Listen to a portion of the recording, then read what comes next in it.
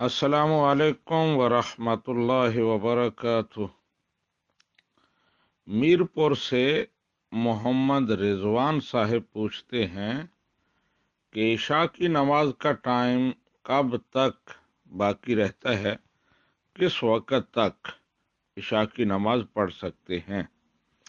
जी मोहम्मद रिजवान साहिब, सुबह सादिक तुलू होने तक इशा की नमाज का टाइम बाकी रहता है। यानी सुबह जब सहरी बंद करते हैं, जब रोजे का टाइम खत्म होता है, तो उस वक्त तक इशा का टाइम रहता है। या यूं कह लें कि जब फजर का टाइम शुरू होता है उस वक्त तक इशा का टाइम बाकी रहता है, आप नमाज पढ़ सकते हैं। लेकिन आधी रात के बाद नमाज पढ़ना ये मकरूह है।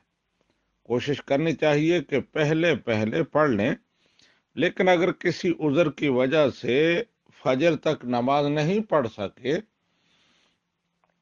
तो फजर का टाइम शुरू होने से पहले पहले आप नमाज पढ़ सकते हैं।